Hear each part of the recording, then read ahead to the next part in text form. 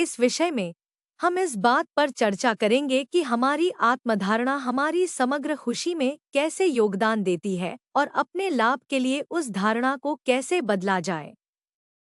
हम इस पर चर्चा करेंगे। आत्मछवि, आत्मसम्मान, पूर्णतावाद का नुकसान, आत्मक्षमा का अभ्यास करना, अपने अंतर्निहित मूल्य पर विचार करना। सभी विषयों की तरह यदि आप पहले से ही जानकारी जानते हैं तो बेझिझक आगे बढ़ें। यहाँ मैं वीडियो के प्रायोजक का उल्लेख करना चाहूँगा, इंट्रोड्यूसर ऐप।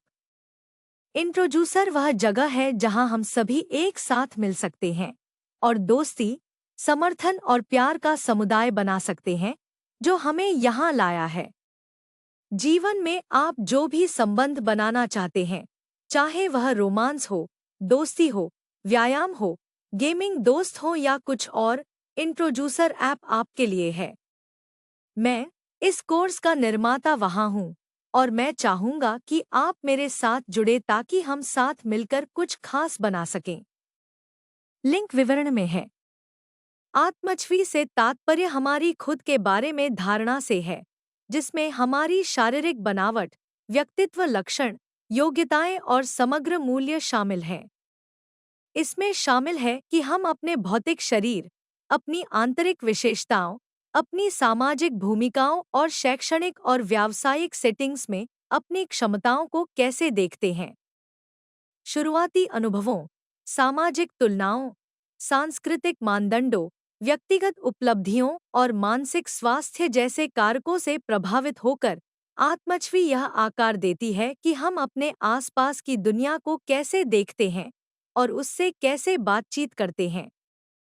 एक सकारात्मक आत्मछवि आत्मविश्वास और लचीलापन पैदा कर सकती है, जबकि एक नकारात्मक आत्मछवि से तात्पर्य हमारी खुद के बारे में धारणा से है, जिसमें हमारी शारीरिक बनावट, व्यक्तित्व लक्षण, योग्यताएं और समग्र मूल्य शामिल हैं।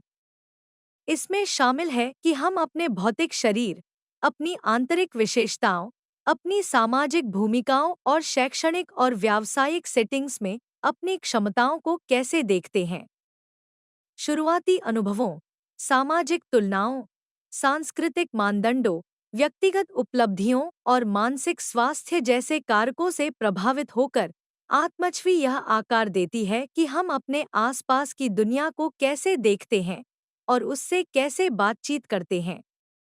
एक सकारात्मक आत्मछवि और आत्मसम्मान निकट से संबंधित अवधारणाएं हैं, लेकिन एक समान नहीं है।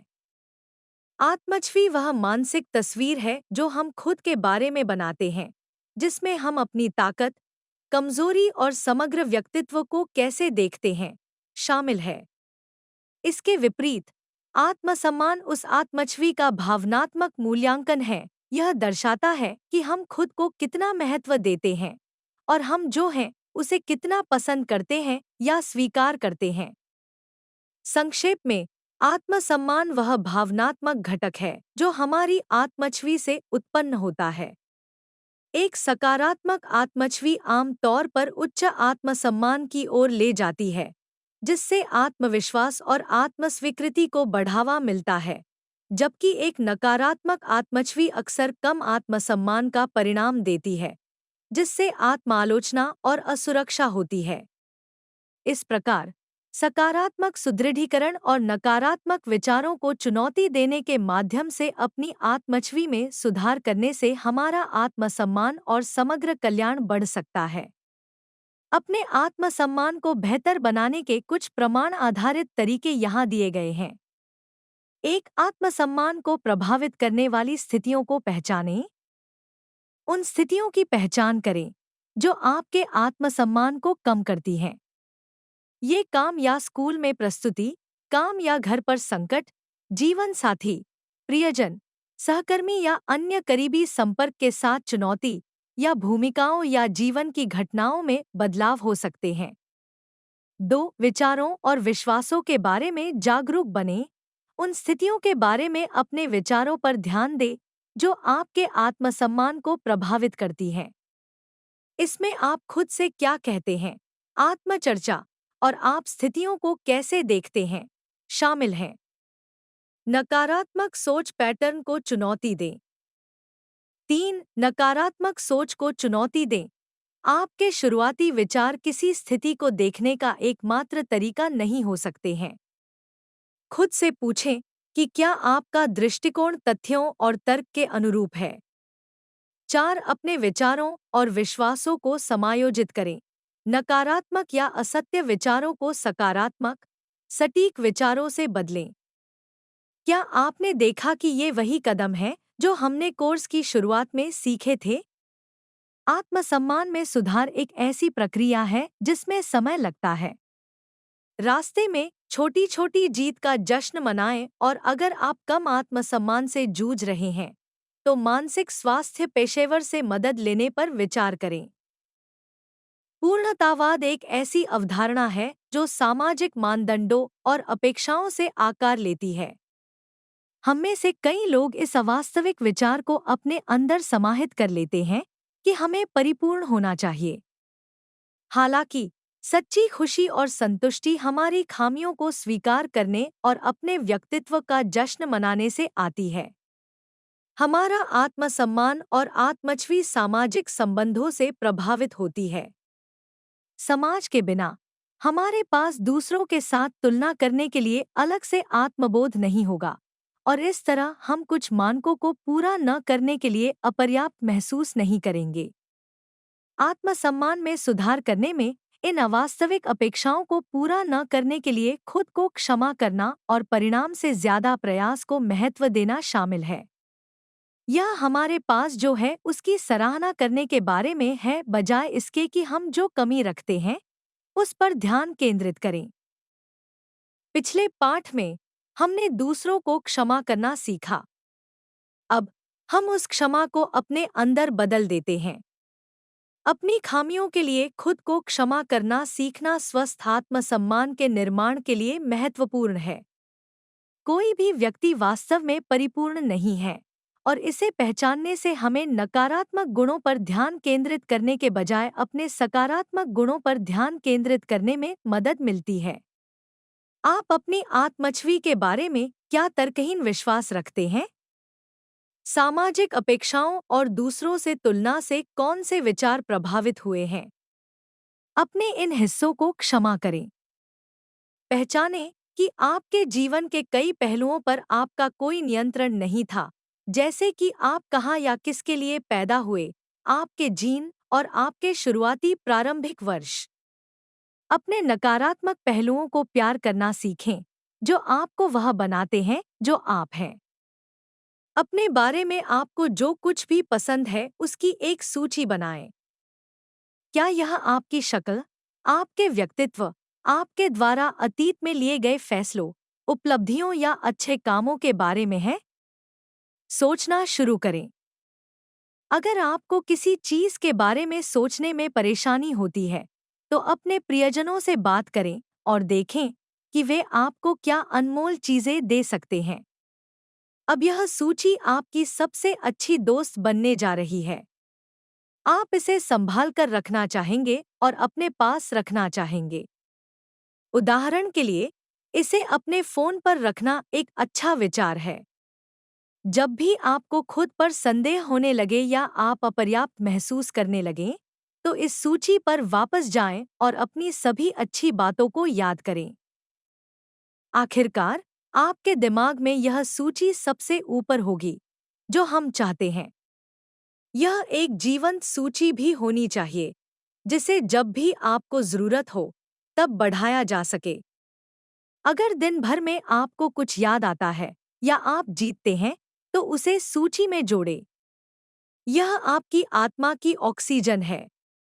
अच्छा, बढ़िया। एक बार जब आप ऐसा कर लेते हैं, तो दूसरी सूची बनाने का समय आ जाता है। यह सूची निश्चित रूप से आपको अपने साथ नहीं ले जानी है, लेकिन बाद में संदर्भ के लिए इसे किसी निजी स्थान पर संग्रहित करना उपयोगी हो सकता है। इस सूची के लिए अपने बारे में वे सभी चीजें लिखें जो आपको पसंद नहीं है। क्या एक सूची दूसरी से बड़ी है? अब समय आ गया है कि आप हमारे पहले कुछ पाठों में सीखे गए कौशल का उपयोग करें और अपनी दूसरी सूची में संज्ञानात्मक पुनर्गठन लागू करें। क्या आपको याद है कि सुकराती तर्क कैसे किया जाता है? क्या आपकी दूसरी सूची में विकृत सोच के कोई उदाहरण हैं, जैसे सब कुछ या कुछ नहीं सोच, आवर्धन या न्यूनीकरण? क्या आप खुद पर बहुत ज्यादा कठोर हो रहे हैं और क्या आप खुद को श्रेय दे रहे हैं? अब इन विकृत मान्यताओं पर विवाद करने का समय आ गया है। इस नई सोच को पनपने में कुछ समय लग सकता है। यही कारण है कि इस सूची को ऐसी जगह रखना जरूरी है जहां आप वापस आ सकें। लेकिन जितना अधिक आप पुरानी तर्कहीन, विकृत सोच को नए सकारात्मक और स्वस्थ विचारों से बदलेंगे, उतना ही आप अपने बारे में बेहतर महसूस करेंगे। और जितना अधिक आप इस नई सोच को दोहराएंगे, यह उतनी ही गहरी होती जाएगी। अंतिम टिप्पणी में, जहां भी आप उदास महसूस कर रहे हैं, मैं आपको प्रोत्साहित करना चाहता हूं कि मानव जाति के सदस्य के रूप में आप कितने अद्भुत और मूल्यवान हैं। हम मनुष्य असाधारण प्राणी हैं, जो उल्लेखनीय लचीलापन, करुणा और बौद्धिक कौशल रखने में सक्षम हैं।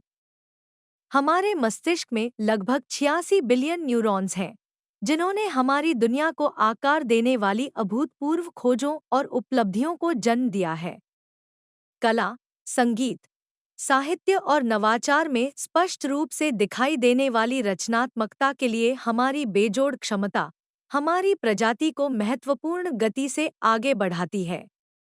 तुलनात्मक रूप से कमजोर प्राकृतिक सुरक्षा के बावजूद, हम ग्रह पर हर दूसरी प्रजाति पर इतने हावी हो गए हैं कि हम वास्तव में ग्रह पृथ्वी के सर्वोच्च शिकारी हैं।